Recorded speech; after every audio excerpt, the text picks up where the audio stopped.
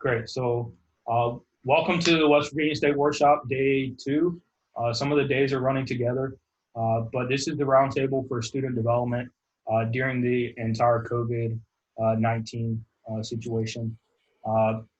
Just first and foremost, we wanted to let everyone know kind of who we are, but we wanted to talk about, we consider we're pretty knowledgeable in the field of staff development. We've done a lot of things with NERSA. We've been very fortunate with some great mentors of ours, and then having the opportunity to develop staff. But no way do we think that we're the experts in the field or the most knowledgeable in this field. So we really want this to be more of a discussion. So hopefully everyone has access to at least their microphone, but potentially their video as well. So we can all make this more of a discussion, more so than a panel of maybe questions being asked or us just going through topics that we have. But with that, my name is Jonathan. I work for Marshall University through Centers LLC. I'm the coordinator of competitive sports and camp, so oversee all the intramurals and youth camps here, along with some club sports. So that's kind of what I do. Just a background, Marshall did open 2 weeks ago, so we do have staff in the facility. We're opening, a little bit later than normal and closing a little bit earlier than normal. But for the most part, we're pretty much in summer hours, have staff here just like we normally would. So that's kind of the perspective I have for some of our staff development things. And then Corrine's also going to help us facilitate. Yes, good morning from the West Coast, everybody. My name is Corrine Pruett. I am with West Virginia University. I am the coordinator for youth programming, customer service, and events. But for context, I oversee our day-to-day operations of both the front desk and the fitness floors, as well as overseeing our youth programs, summer camps, and things like that.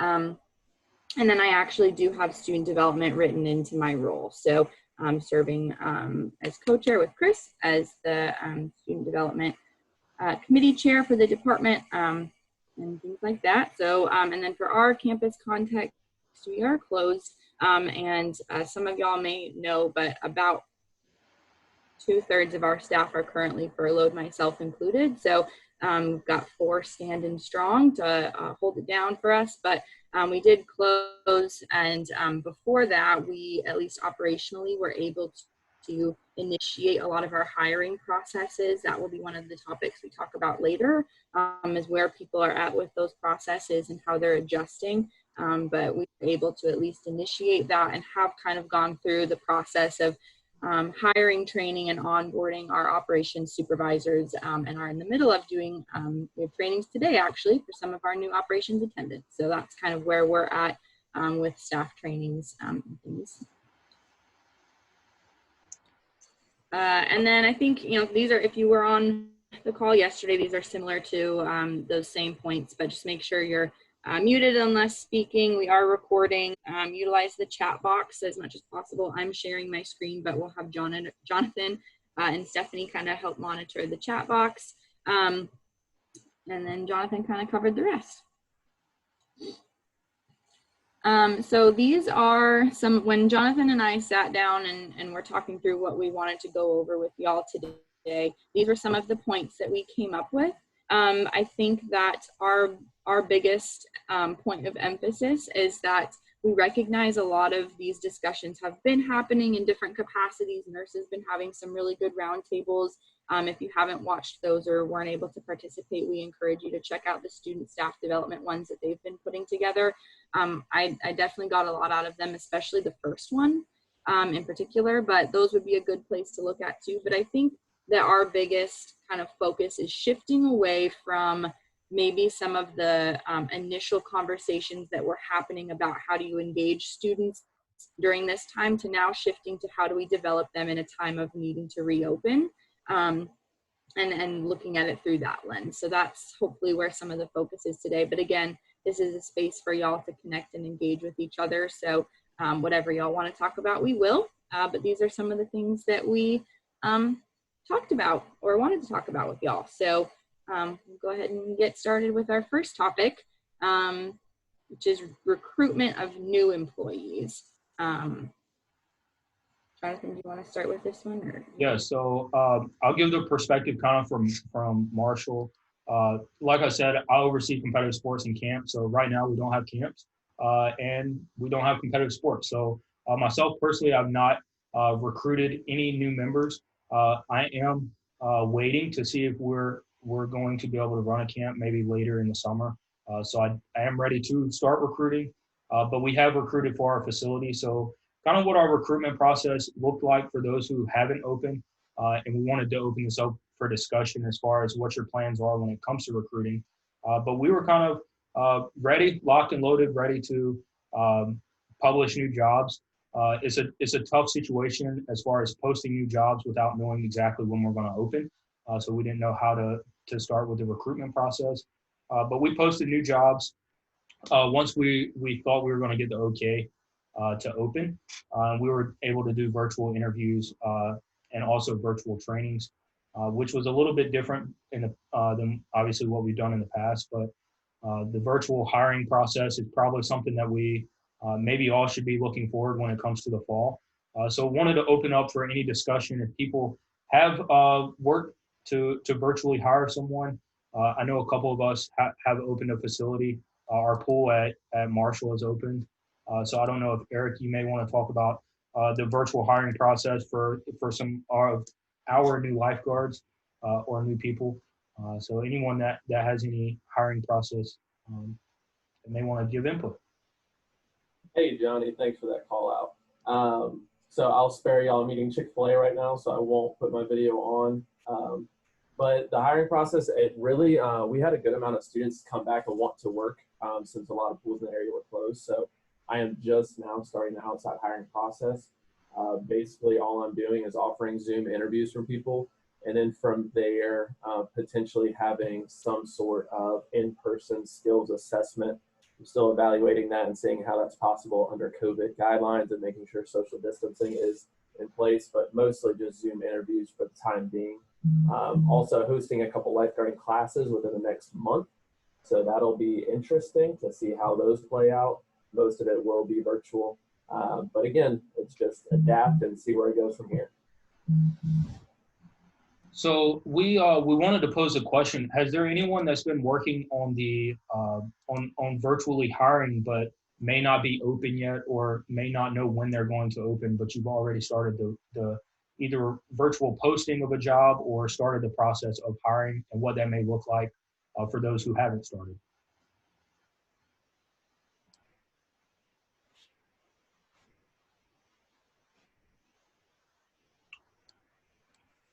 Great. So I'm guessing no one started the virtual hiring process yet. So for us, we just posted the job, kind of like Eric said, for our facilities. That was the main position we needed to hire from.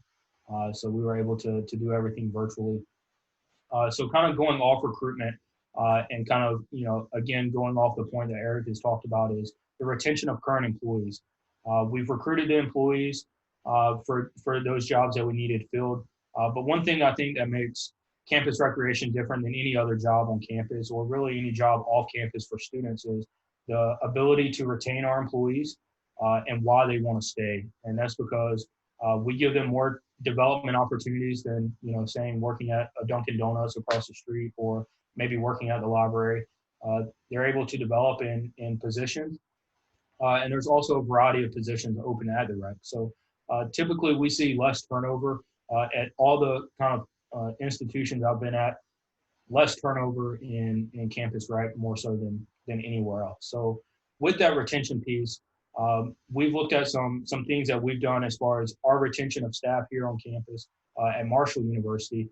We were able to host a virtual banquet that staff were able to log in, see some different awards that we gave out, but it was also an opportunity for them to just be able to hang out with one another.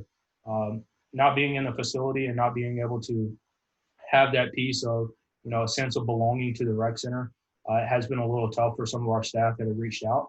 But I think that's the main piece that retains our employees and the reason they want to come back. So we want to talk about different retention pieces that other people are doing, maybe virtual banquet or different opportunities for staff to log on and still be involved with the rec center and the campus rec staff without actually being inside the facility. anyone has any things that they've been doing with their staff to still keep them interactive, but not necessarily anything forced or training or anything of that nature, just an opportunity to hang out. Hey, Jonathan, I'll add something there. Phil from Fairmont State. So we not currently doing it, but we were doing it up to the end of the academic semester through about mid-May. But we did, like, through Microsoft Teams, we had virtual Hangouts, we called them, with all of our staff. Just gave them an option to just kind of check in once a week. Just get on, chat, just kind of talk about anything they wanted to talk about, just see how everyone was doing. And then just ask any questions they may have had about what was going on from a university standpoint, and kind of give them that option to discuss any concerns they may have had and provide updates if we had them at that point. But really, it was kind of just an opportunity for everyone just to kind of see the faces, the people they're familiar with kind of seeing, and then just have that general, half-hour conversation just to kind of, forget what was going on and so forth. But that was something we did during the semester. We haven't been doing it since then. Just trying to keep connection with those students we know that are going to come back when we plan on opening later this summer. Yeah, so I guess a follow-up question on that, was that something that was split up like competitive sports or 9 to 9:30, facilities is 9:45 to 10:15, or was it like all staff and all professional staff, everyone can log on at 10 o'clock and we'll be on here till 11 dropping? It was all staff at one time, so we did it everybody. The participation was a little higher in the beginning. As it went on, it dwindled to not nearly as many students. It was lower, much lower participation as we got towards the end. But it was all, well, actually I should refrain and say intramural staff had their own, and then our weight room, front reception desk staff, and our pool staff were all into one group. So it was set up two separate sections like that. And in the beginning, we had a much higher participation, and it just started to dwindle as the semester went. But basically, one group essentially. And then I guess another follow-up question after that.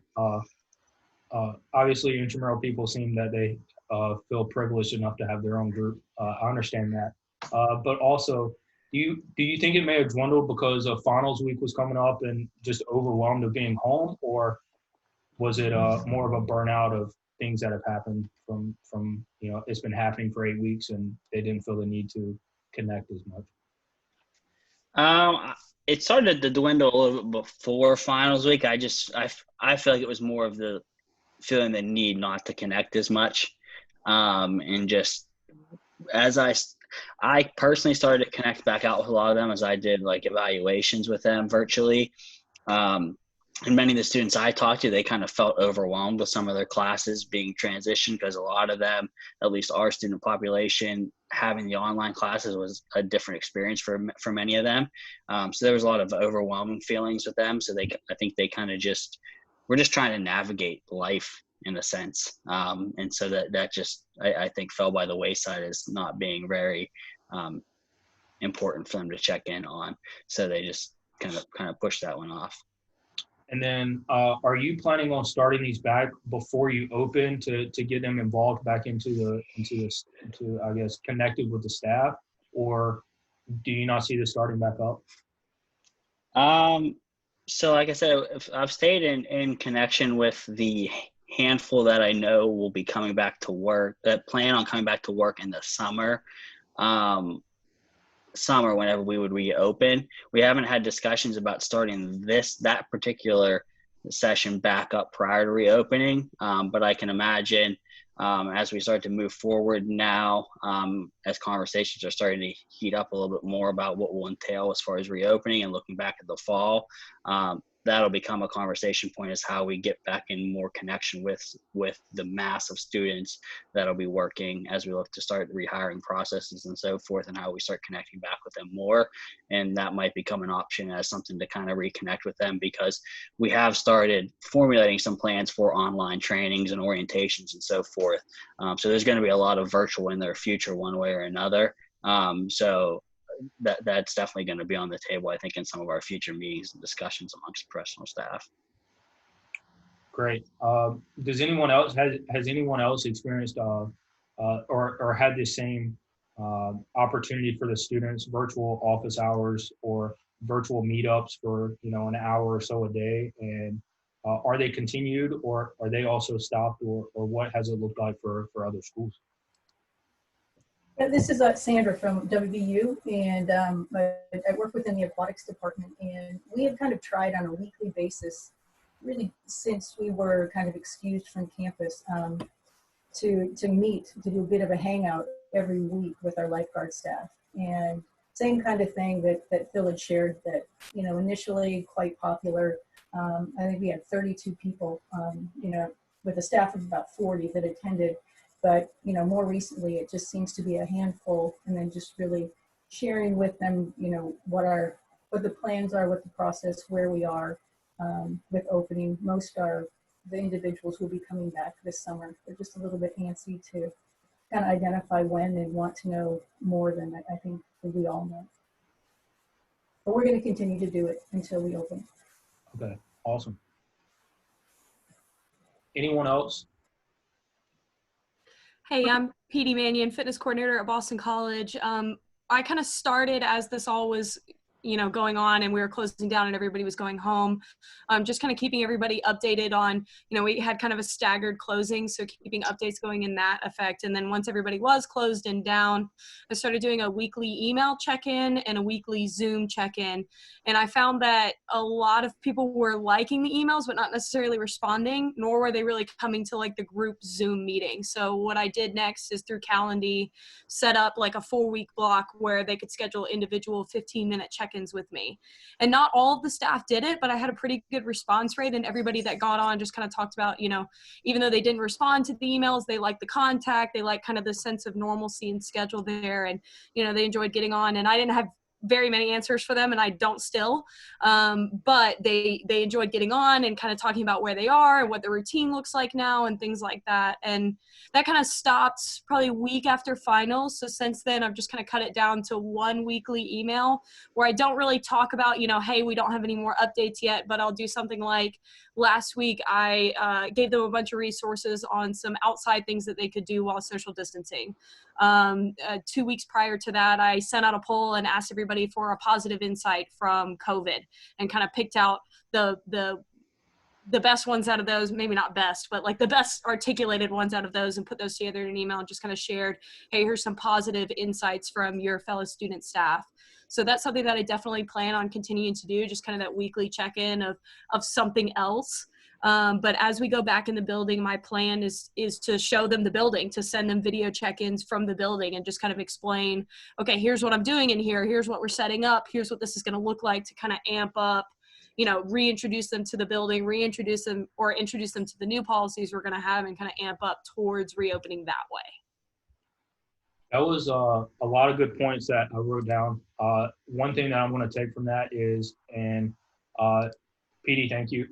PD and I actually worked together at Boston College when I was at Boston College. So, and I was actually in her wedding. But anyway, yeah.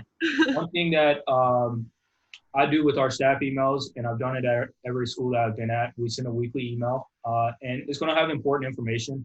But kind of what PD said is, some people read the email, they're not going to respond, but as soon as you quit that email, they're like, where's the email?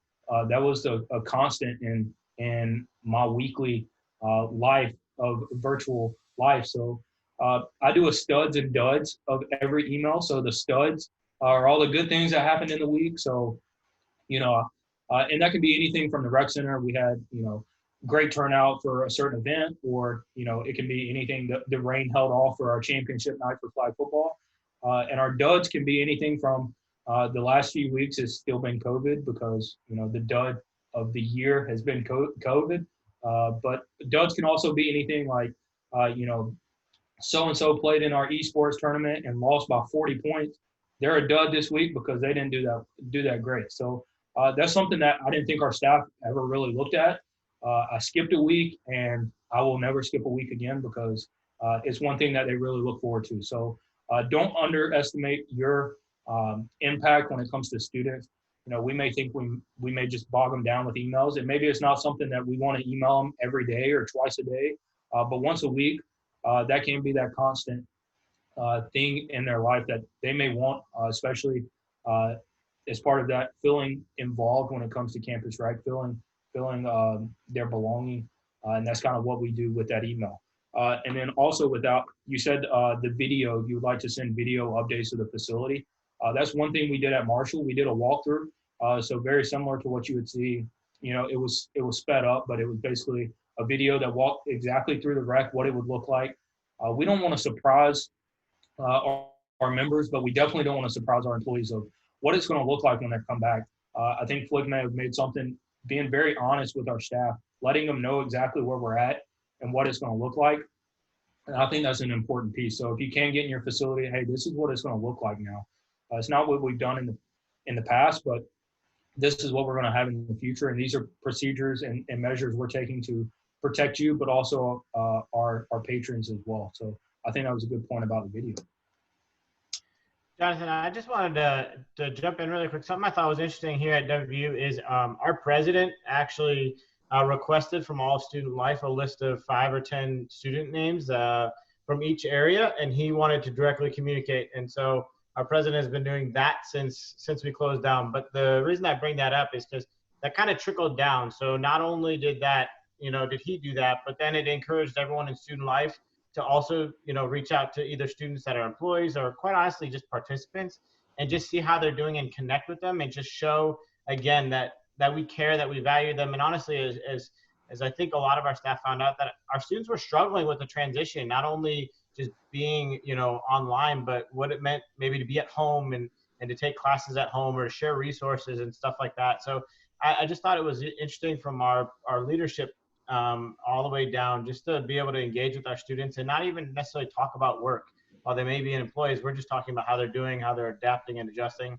Their families may be going through some financial struggles and hardships. And so just to be there to support them, I think was the big message. And we're still doing it now. So he keeps asking for more and more. And we keep joking like, hey, we're running out. We have 200 plus employees, but eventually we're going to run out. So I just thought it was something unique that, again, kind of encouraged us all to keep going too. So following up on that, Chris, is that employees, would that be from like a student rec counselor, or have you all picked one from like each different area, or was it completely random on how y'all selected those employees? Yeah, it was totally random. Honestly, Andy and I, our director, we just kind of said to our staff, hey, anyone that you want to share? Yeah, at first, I think we were kind of looking at more of like our leaders in every area. But as he kept asking again, we just kind of kept just going down the list of just any students. He did ask for a little bit of info, right? So hometown, major, year in school. So you had to have enough information so he could start a conversation.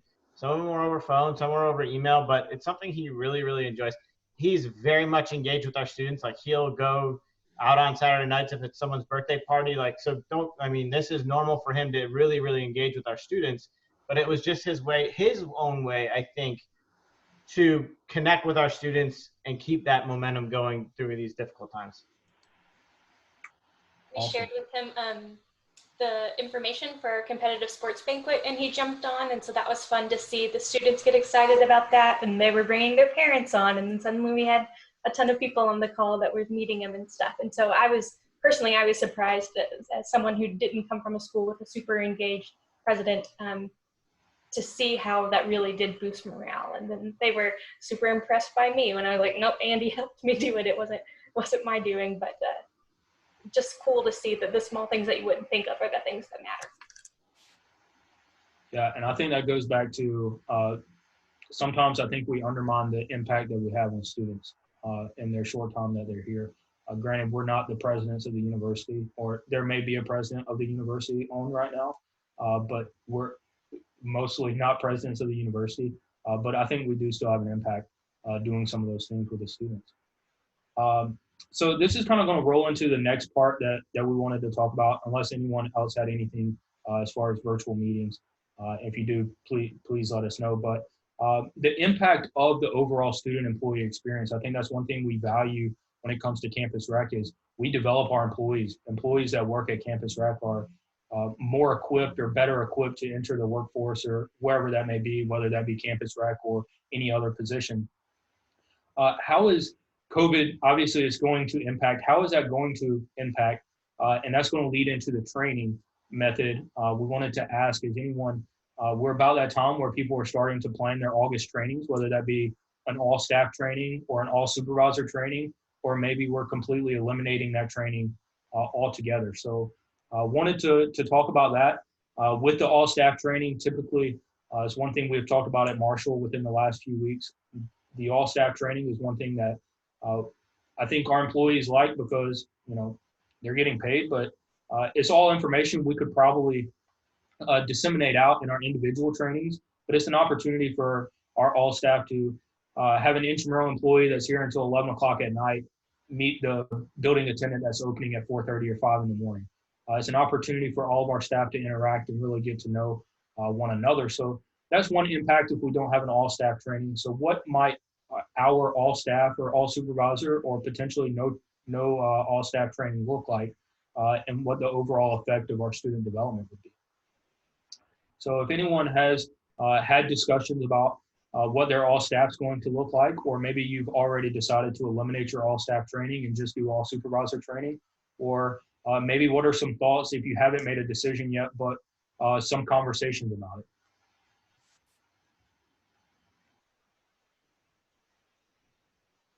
Jonathan, I can throw something out there if that's all right. So what I'm looking at for at least my intramural staff, and that's for supervisors and for officials as well, is looking up, we've already set up classrooms on Canvas. So I don't know what each individual institution uses in terms of online classrooms, whether it's Blackboard or Canvas or another entity. But we use Canvas, and we've set up those classes right now. And what we're going to do is populate a lot of the training onto those classrooms. So not only is it a place where a centralized place where whatever training topics we want to happen occur, but they can live there permanently. So if we need to relook at anything, or if any of our students forget what is a policy or what was the policy on that, or what's the protocol for that, there's a place that they have access to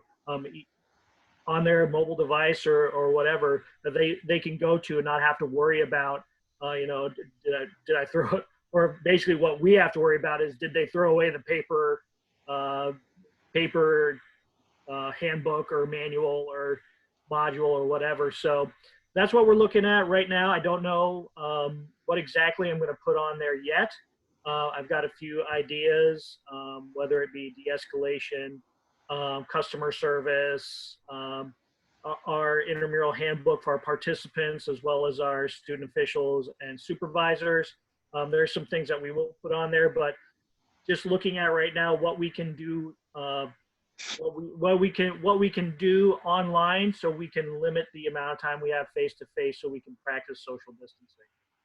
So I guess that's going to lead into my first question. You semi-answered. So are you expecting, if your training is normally 8 hours, are you expecting 5 hours of online video you must watch this before our 3-hour training in person, or all 8 hours and then throw them into the regular season or preseason, or what might that look like?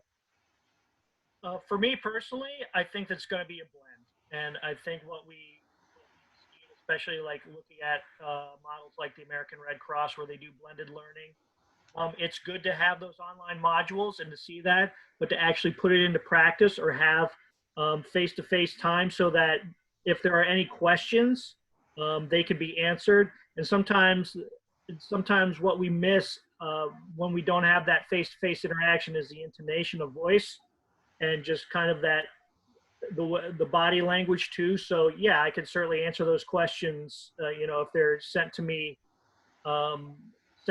electronically, but it's also great to have that interaction face to face, so we can look each other in the eye and say, hey, this is the answer to that question. And then if I see, if I can perceive they're having a little bit of difficulty, or we can start building that relationship right there with our supervisors, especially our newer supervisors too, who may be unsure. And this year we have a lot of 75% of our staff is going to be brand new supervisors. So to have that face-to-face interaction and say, look, I'm here for you. We've gone over these modules. Let's talk about them a little more in depth. Let me answer any questions that you have, so that everybody can start building those relationships. Awesome. I think that answered maybe Craig's question that he put in. I do see this as an opportunity to be a blended learning environment for a lot of our staff. I think we're almost forced to that, especially for facilities that aren't open yet, that will be opening. If you don't have an opportunity to bring in your staff beforehand, we are going to have to do some kind of virtual training beforehand before they're actually able to get in the facility. I guess, go ahead. From Fairmont State. So we always had all of our students come in. We were sort of battling with a time we couldn't really close our facility down because at the exact same time this huge welcome weekend was happening in the facility.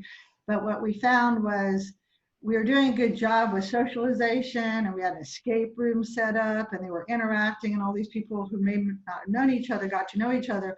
But the actual hands-on training was the hard part with chaos. So we are having, we just recently got Connect 2. And so we are setting up everything in Connect 2, including we're having one of our supervisors make a lot of videos showing the basics of Fusion, because what we find is that it's the software that they're like, you know, it's much better to be hands-on and learn it and then, you know, get examples. So she is actually setting up videos showing all the most specific things for Fusion and Connect 2 that we need them to do. And hopefully we want them to watch all of that, and that we can still have that hybrid and get together with them a little bit, but we're not banking on it. We're just sort of planning that the whole thing might end up being a virtual. And I think this is good, because I think a lot of that kind of training that we were rushing through doesn't have to be rushed through anymore. They can do all of that ahead of time.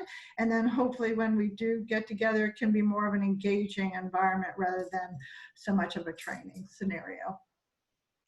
Great, thank you. I actually have a question to follow up on that, and Flick as well. What was the reasoning behind the decision of making the video and then making it available to send out to staff for training versus offering a live video training that you can record and then send out later?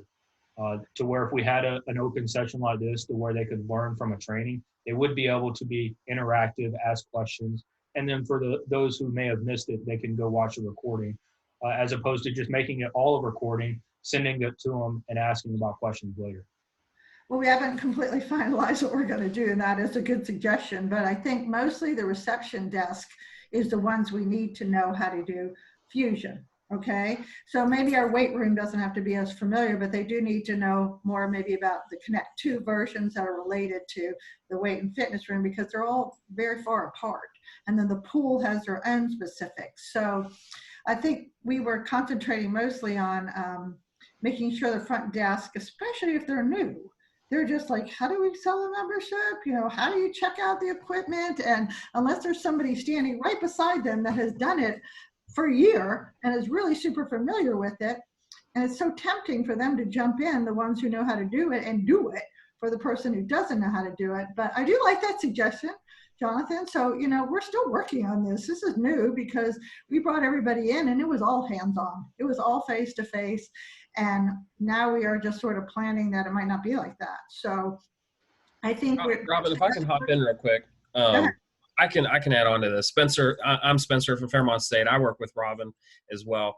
Jonathan, to kind of answer that question a little bit just from a different perspective, one of the reasons I think that we're trying to do the pre-recorded videos and creating sort of like a video library versus having a virtual interactive training is one thing we kind of saw last August was that there's so much information in one session that the student employees were tuning out and we're missing a lot of information.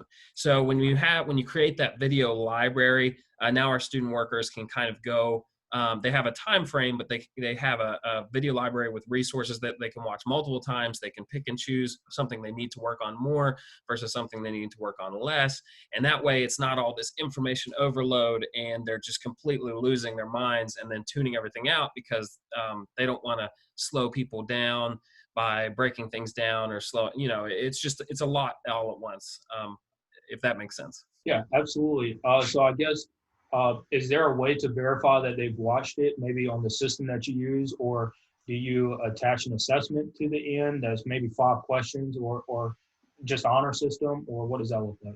That's one thing that Robin mentioned that we still have in development, but we have this Connect 2 program now, and I don't know who all is familiar with Connect 2, but we can put in like assessment. We can create assessment forms in Connect 2 that will be. It's going to be the student's responsibility, kind of like a test or a checklist to complete the assessment after watching the video.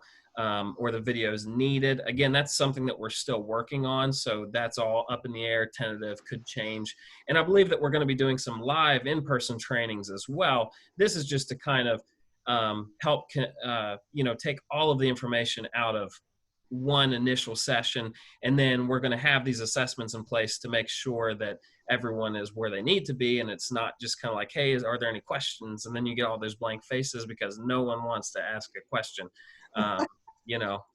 And then there are questions later in real time when we have a customer there. So or a student there, and that's the issue that we're trying to combat there. And then one more follow-up. Are there going to be any videos, especially, I guess, specific to all staff, that you would rather use, or you plan on using stock videos for? So an Alice training, or run 5 height, or anything like that that you would use versus making your own video? Are you planning on including those videos, or finding a library of those videos to include? Well, I know Fusion has a very extensive library, and we know because they send us stock videos if we need a refresher on something. But I'm not sure. We haven't talked a whole lot about including access to that stock library, but that's probably something that we'll consider moving forward for sure. They're really more involved on the hands-on, processing with Fusion, rather than I think we go to that stock library and try to figure out stuff when we're setting up stuff behind the scenes. But there are like videos that everybody would use, like how to set up a volleyball net. So that's not dependent on anybody. If we need any student, get out here, we need to take down these, we have these portable basketball hoops that we literally roll into a big, storage room. Lots of times it's the intramural kids, but they might not be around. So then someone else has to be able to do it. So because we were all at home on our computer, maybe far more than we ever were when we were actually in a facility, because we were walking around and being interrupted and just helping students so much. And we're able to do this kind of stuff. So one good silver lining to COVID, I would say. Awesome. Any more input as far as virtual trainings, live virtual trainings versus recordings, stock videos of, whatever it may be, that anyone has maybe been sending to their staff, even if you've been closed? Awesome. Well, we'll move on unless anyone else has any modifications that they want to talk about with their all staff training. We were able to talk about facilities and some intramural different policies. If anyone has anything as far as maybe aquatics or outdoors or club sports related or anything else, feel free to speak up or put in the chat. Awesome. Well, kind of the last thing that we had that we wanted to talk about was changes in student roles. And again, this loops back to I think some things that we talked about in retention and being forward with our staff. Some of our student roles are going to change. Potentially, we may not have intramural sports at the scale that we've had in previous semesters, or outdoor opportunities, or different facility needs that we have to have staff working. So how are we going to integrate staff from maybe areas that aren't as prominent, say some of our program areas? How are we going to transfer some of those skills or those employees to use their skills in other areas, such as facilities or fitness attendant or rec attendant, to be able to hold on to our good staff? Maybe we're not going to utilize them as a basketball official, but we still want to keep them on staff because they're great employees. Being able to utilize and capitalize on the different student roles that are going to change. Has anyone already started with maybe some employees that we're not going to have camp this summer, but we really want to keep you on staff. How have we taken their skill set from camp or youth programs and transferred it to maybe a welcome desk or a rec attendant?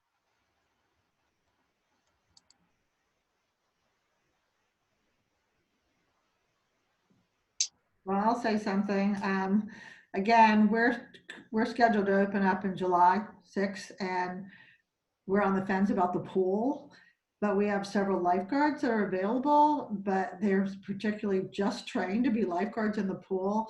So Phil has actually opened it up, like, would anybody like to be cross-trained? And so that's what we will do, so they'll be able to keep working. We're going to train them to work up in the weight room, or basics at the front desk. We already do some cross-training for people to jump into our weight room from the reception desk, but typically lifeguards are lifeguards. But for whatever reason, we have lifeguards available this summer, and if they can't do the pool, then we want them to be able to do something else. Hey, Robin, in my experience, and this is strictly from the 3 institutions I've been at, Aquatics clean very, very well. Yes, we know that. So putting them on cleaning has worked out great for us. Taking over some responsibilities that to alleviate a concern from facilities. So definitely an option that I've had success with. Yes, they do. We don't have our custodial staff go into the pool at all. I actually don't want them to touch the tile, floor, anything. I just want the lifeguard to do it. We lucked out because basically from our spring break, they extended the spring break and nobody came back, but we still had our students. And literally they were cleaning, as well as our fitness and wellness staff, that up in the weight room, like with toothbrushes, and power washed it many, many times, the deck, the hot tub, everything. So we left it really clean. Now, of course, 3 months of dust is accumulated, but you're right, and thank you. We want to use whatever employees that we can that are still around and have been just waiting to start working again. We literally had to close out every student account. They didn't want them to continue working, except for the ones that we've been able to utilize doing online stuff. So we have to, with the new fiscal year, we will rehire come July 1, all of those that are in town that can start working in the facility. So I'll go ahead, Pete. I could definitely echo kind of the cross training that Robin was talking about. We're having that conversation more with our member services to the fitness floor. So I've had conversations with our member services coordinator, Matt Collum, just kind of talking about how their customer service piece is going to be so crucial, because we're just going to need more people on the fitness floors, especially because we've got a 3-floor building. So we can't really expect, one fitness attendant to cover 2 different floors. So we're definitely going to need more manpower. And I'm not sure that we'll have it from our fitness attendant population. So we've definitely been talking about, some of the equipment desk people, if we don't have that running, they have that customer service piece and they have that certification, they can be cross-trained to go on the fitness floor. So that's kind of how we've been utilizing. That's a great idea with athletics, and I'm definitely going to use that to reach out to our athletics coordinator as well and see if we can do some cross-training there as well. But we kind of focused on that customer service piece. Craig, I saw your message in the group chat. Could you maybe explain a little bit about Loom and what maybe that looks like from a user perspective? Yeah, so it's a real quick way to insert like a video bubble, basically, onto any screen. So you're doing like a walkthrough, like you're screen sharing, like you are like a Zoom thing or whatever, but you can like impose your video onto it. And so it just makes it a little bit more dynamic than just looking at, like right now we're looking, when you're sharing your screen, we're just looking at the PowerPoint, right? And so it just would put a little bubble of your video on top of that. And so as they're seeing the step-by-step instructions you're doing, they're also seeing a human's face. And it takes zero know-how. You just have your camera on as you're talking, and you're just showing that video. So it's really nice. Again, it's free, and you can link to it so you can send it out electronically. So it all works out really well. Great. That'd be something I'd definitely look into. So we're coming towards the end of our roundtable, but wanted to open the floor up for any questions, thoughts, comments, things that maybe you're doing at your institution, or maybe just yourself, for a development piece for our students. Maybe during the summer, things you're preparing for as the fall comes around. It's tough to believe that we're already thinking about the fall semester and we're just at the start of June, but that's the nature of the beast and reality of our job. So I wanted to open the floor for any questions for anyone that's on the call or comments. I have a question, actually. For anyone that is working with their personal trainers on staff, have you looked at how is that? I don't know who all's open and who all's not, but anyone who's looking forward for their personal training, are you looking at doing any kind of online personal training or fitness consulting, or are you just going to try and really enforce social distancing with your trainers while they're in the weight room? Or what's that going to look like for anyone who's looked forward to that already? Anybody? Corrine, where are you going to go? I saw you on mute. Spencer, I'll jump in. Our initial conversation right now is not to have any personal training take place for at least the beginning of the fall semester. We have discussed with our personal trainers if they're interested right now in doing some virtual stuff. On the other side of that, we were trying to figure out financially, you know, these people have already paid for their personal training, so maybe we would do something where we give them a couple virtual ones free, see if they like it before we actually take away from their package that they've already purchased. In some cases, some people have just said, I'll just wait until you open. But if it may be December before that actually happens, we're probably going to look at a way to just make those 5 sessions or 6 sessions last longer. I know some other schools that have done it. And I think the biggest thing is it challenges your personal trainers in a good way to be creative, right? You don't have access to all the equipment and all the amenities that a gym does, but you can still get a functional workout with somebody virtually if you are creative and you come up with some unique ideas. So I think the biggest thing that I took away from those conversations was, 1, are your personal trainers comfortable with it? 2, kind of what are you doing on the financial side? If theoretically, if one session is normally $100 or whatever in person, you're not going to charge the same amount online. Maybe not. You don't have to look at that. And then 3, kind of how long may this last and kind of what is that long-term solution. So that's just kind of where we are at in the process.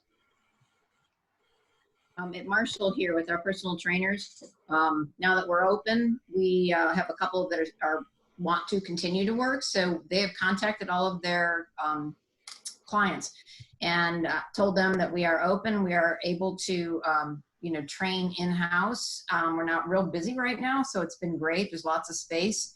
And, they wear their masks. They're not, they just follow all the social distancing protocols.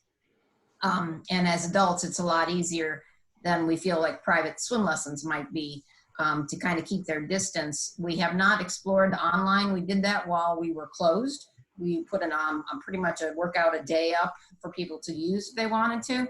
We may look into it a little bit, but it isn't top on our list right now.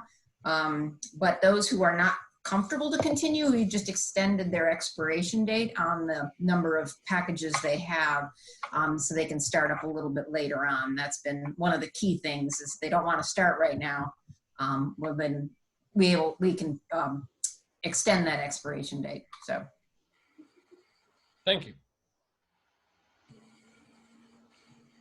Anyone else in the fitness realm have any insight for Spencer? We're not sure if we're going to run personal training in person or online, or, what that looks like that yet. I think that conversation is still a little bit down the road for us in Boston, but some things that I've kind of constructed leading up to it is just kind of thinking about the training for the PTs to go online. I definitely agree that it's great for them and that it's going to take a little bit more creativity, both in their programming and their communication and how they do things like that. And I've kind of set up a training to set them up for the best route of success there. So setting up, a weekly team Zoom meeting to just kind of talk through maybe some of the issues that they've experienced, some of the new ideas that they've had. And the biggest thing on my end that I can do for them is make sure I'm protecting their safety. So if we are to get something like this up and running, what we're going to do is have a little audition period where I can be on screen with them and talk about, hey, what's in your background? What could be in their background? Here's what happens if, something weird is to happen on screen. Here's kind of the reporting that you do for that.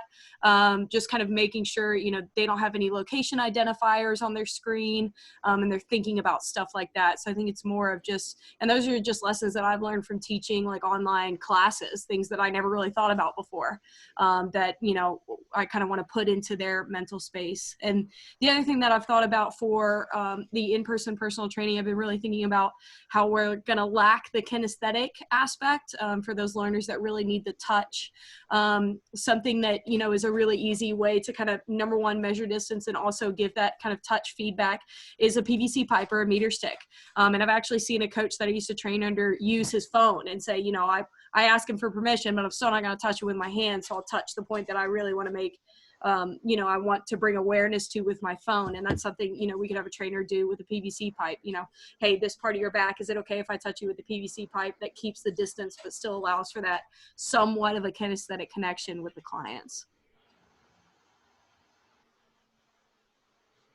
Cool, awesome, thank you. Any other questions before we get wrapped up with the roundtable? Awesome. Well, there was a couple points that Corrine and I wanted to leave everyone with. First is already been mentioned a few times.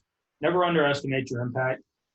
Let students know that we're there for them, whether that be just an opportunity to talk or maybe look at their resume or mock interviews. We've done hundreds of them each. And I know myself, I've done a few for other people across other schools in NERSA. So if you do want someone or someone does have an interest in doing a mock interview or looking over a resume, I know there are several people on the call that'd be willing to do that, myself included, and the mock interviews. And that's pretty much it. Corrine, do you have anything to wrap us up with? I don't think so. I think, it's a difficult time for everybody. And I think for our students, they're very, overstimulated. The traffic on their email and their phones is very high. And so I think finding the best balance for what your individual group of students needs is the best option.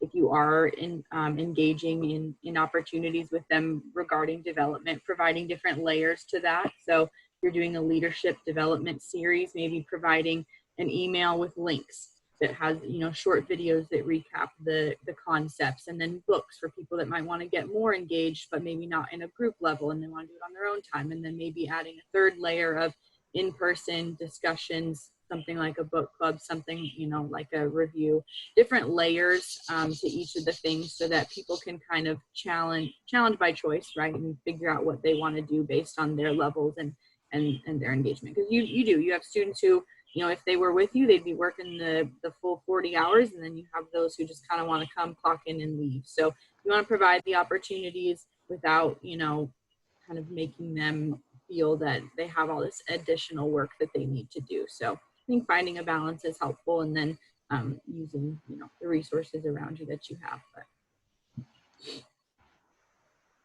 Awesome. Well, thank you to everyone for being on and being engaged.